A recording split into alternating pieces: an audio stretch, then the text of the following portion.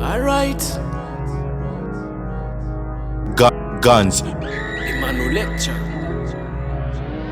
Vanhu varipo vari kuita zvese, vari kuuraya vasi kuneta, vari kufachura ropa vasi kuzesa, taita semuzamuresa. Amise wawano, wawano, namondo yatisvitsa pano.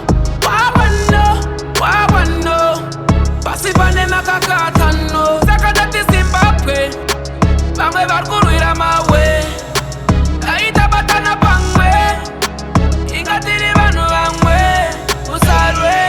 Alright, mumwe akati this is politics, mumwe akati this year ndine confidence, ndine my goals nema promises, andakapiwa ndepati yangu ne cabinet. A bloodshed, vanhu vatema avachashkameda, mumwe asimudza mpini mumwe macheta. Place to the peace, white flag up. Wawano, namondo yatisvitsa pano. Wawano, pasi pane makakatano. Saka tati Zimbabwe, vamwe vari kurwira mawe, taita batana pamwe, ingatiri vanhu vamwe, usarwe. Some of them are killing for money, killing for rituals. Chosa kwa chimwe, baya nebanga, vanokutemera munhu kusvikira afa, nyangwe neasina maka.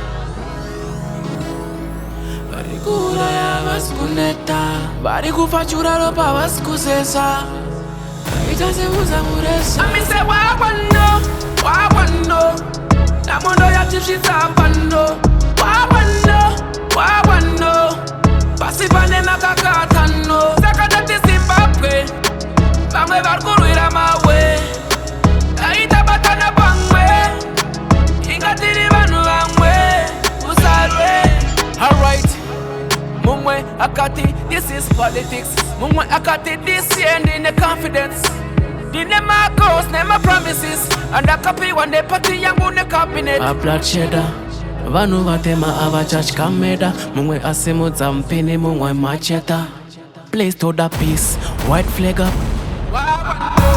Wawano, namondo yatisvitsa